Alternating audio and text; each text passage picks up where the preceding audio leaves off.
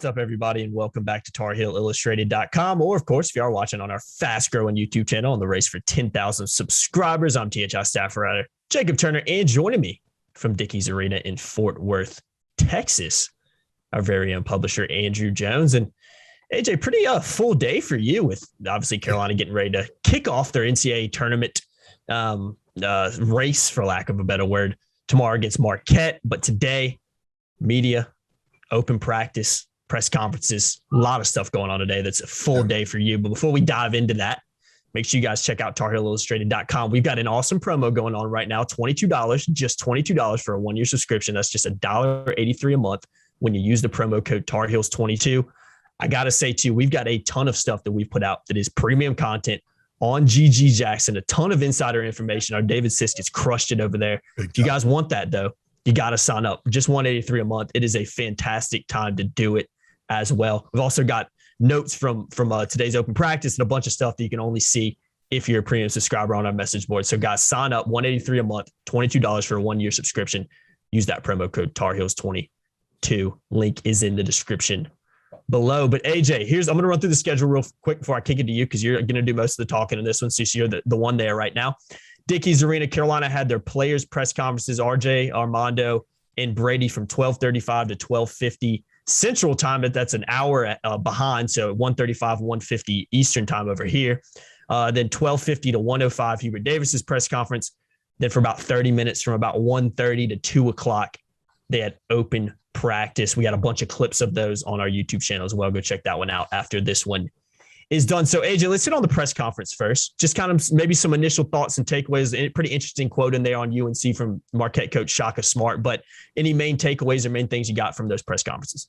Well, first thing, big time gratitude for the folks here allowing me to use this auxiliary room. I probably shouldn't be in here, but they're letting me use it for a very quick podcast here. So appreciate them for allowing me this opportunity. That's why I can't be in the arena right now, because I think San Diego State's practicing right now. And there are a lot of restrictions at the NCAA tournament, as one can imagine. So very quickly, the press conference with Carolina and Marquette, I was in both their press conferences. I thought it was interesting. I asked Greg Elliott from Marquette, who played in the game last year in the Dean Dome. He's the only Marquette player who actually played in that game and did really well. He had 15 points, 4 steals in the game. He was a thorn defensively for the Tar Heels, or for Marquette against the Tar Heels. And he said that he can draw something. They can draw something from that experience. You know, he knows what it's like playing against all these different Tar Heels that are still on the team. And he's been able to impart some of that information. Obviously, RJ and Caleb and Armando and Leaky and all those guys are a year older. They're a year better and everything, but they still have some of the same tendencies. Tendencies are tendencies.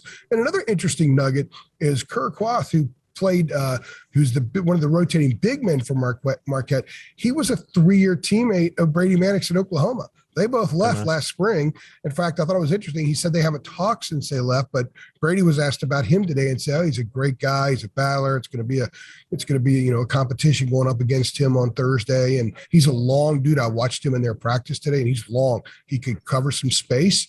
So I would think that, Armando's going to have to score over him, which means getting him on his hip, which is something Armando does pretty well. Armando says length doesn't bother him, but at times it has. If you look at the first Duke game, if you look at the Purdue game, and this young man is 6'10", but I swear the wingspan looks 7'3", 7'2", 7'3", and he's an experienced player. So I think that if they have trouble with one guy guarding him, they're going to have to double down on Marquette. That's going to free some up for Carolina. I think Brady's the guy that gets free, and as we talked about in our preview pod, I think that Brady has a chance to have a big game on Thursday. The other interesting thing from the press conferences, and this more comes from Marquette. I was more curious what Marquette had to say, because there's a lot of familiarity on the Marquette side. Like I said, the big kid from Oklahoma played with Brady for 3 years. Elliott was a prominent part of Marquette's win in Chapel Hill last year, but also Shaka Smart's 4-0 against Carolina. Yeah, it's a good stat. And he beat them just last year in the Maui championship game in Asheville. We had some fun with that the other day in our podcast. Yeah. But he was asked about UNC, and remember, he was an assistant at Clemson back in the day, and he said, Carolina's about rebounding, and they're huge.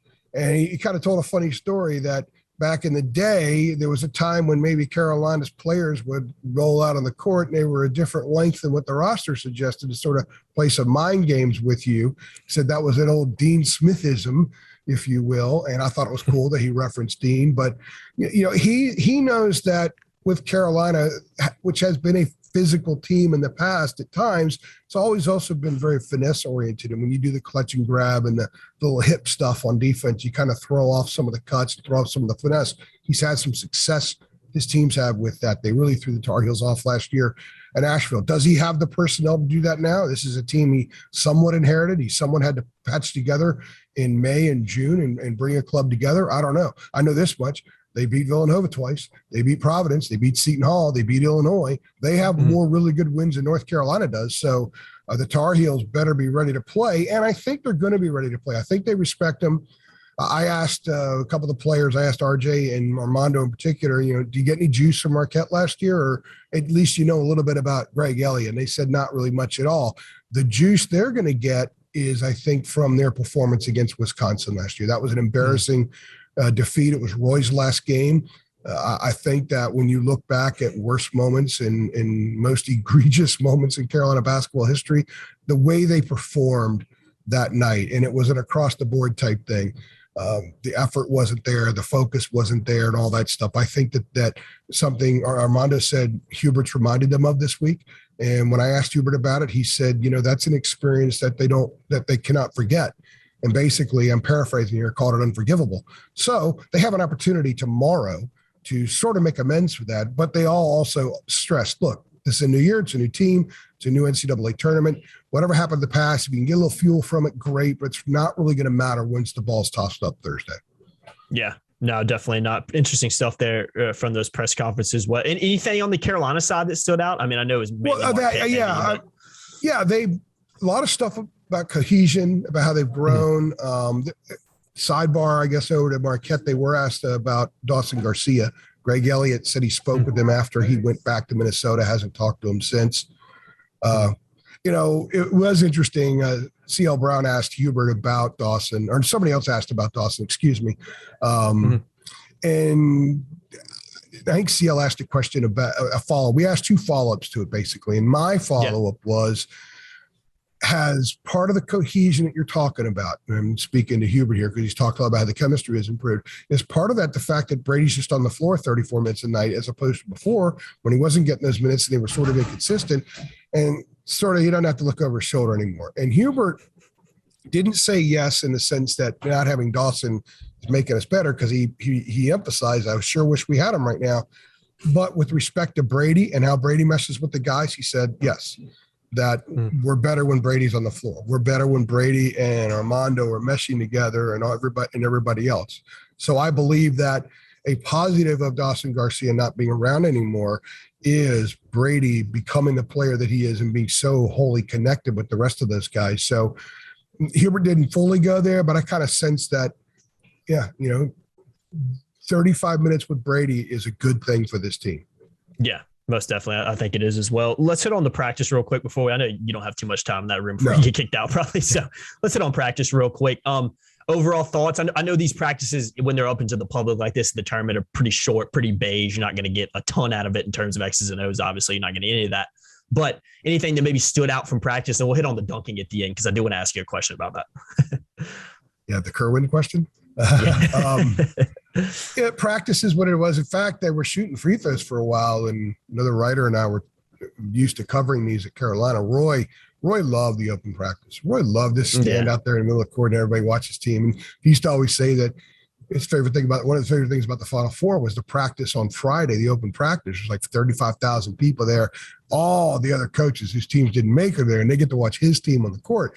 But I think Roy also really enjoyed that one of the traditions for Carolina in these open practices is the last 12 minutes or so, they basically do a dunk fest, a dunk session. So they were shooting free throws with 6.5 minutes left on the clock. Another writer, and I go, is this it? They're not going to do any dunking? People want to see the dunk. So they eventually dunked. Not everybody, but I say people are going to want to see a pretty interesting dunk where Caleb tossed it off the side of the backboard and Dontrez grabbed it and slammed that thing home. And then in the second video where they were showing some of the walk-ons doing it, and a couple, RJ Davis went up and had one as well, some non-walk-ons.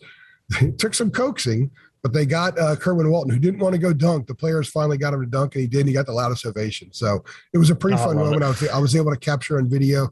You could see the human side of these guys, which I think is really important. And the closer we get back to normal, as we inch closer to post-COVID, we can bring you those stories about the real people that they are. So that was a neat little moment. I didn't realize Kerwin was that shy. But yeah, that was a shy moment. That was a cool moment. He went ahead and did it, and he flushed it. And it wasn't like he can't dunk or was afraid not to be able to dunk. Yeah. I guess he just didn't want to dunk. So that was a lot of fun. People should watch it. You can see that on our channel, also on our site. And I think we tweeted it out as well. Yep. All that stuff is on our YouTube channel. It's everywhere right now. Last question before we leave, AJ. Most impressive dunk? Anyone that just took your eye out? Because what happened is I don't remember one of the other players was going to toss it at the side of the backboard, and you can, and pardon my French here, you hear Caleb yell from midcourt, "Hell no!" And then he goes down and he gets the ball, and he wants to do it. He wants to be the one throwing the pass, and he went ahead and did, and they had a lot of fun with that. So the Dontrez dunk, no, I love it. I got that. I was sitting courtside. I was actually, for that one, I actually sat down, and so it was a more stable. I'm not the most stable with the handheld camera. That's you and Kevin. That's your expertise. So. But it was a lot of fun, and I think you can hear Caleb on the video as well. It's another cool moment. They were loose. Yeah. They were ready, loose. I don't know if you can't really read anything the day before, so I think they're going to be tight the day before. So I think they're going to be too loose the day before, because all that really matters about their disposition tomorrow is what it is tomorrow, not right now. Yeah, I hear that. Good stuff, AJ. I'm going to let you run because I know you're either going to get kicked out and you got plenty of work to do as well. So we're going to let you run from I don't need them banning me from the building for the rest of the weekend. So we can't get you banned on Wednesday, man. That'd be a tough one right there. All right, AJ, I'm going to let you go. I've been Jacob Turner. He's been Andrew Jones. Again, guys, hit the link below. It'll take you right to the sign-up sheet if you want to sign up for a $22 one-year subscription at TarHeelIllustrated.com. Use that promo code TarHeels22 to save. You guys know the drill. Like, share, subscribe. Head on over to our channel below as well. Ton of videos that AJ's uploaded from today, from the dunk contest, open practice, all that jazz. Go check that out as well when this one's over. Hit that subscribe button too, so we can hit that 10,000, and we'll see you guys in the next one. Thanks.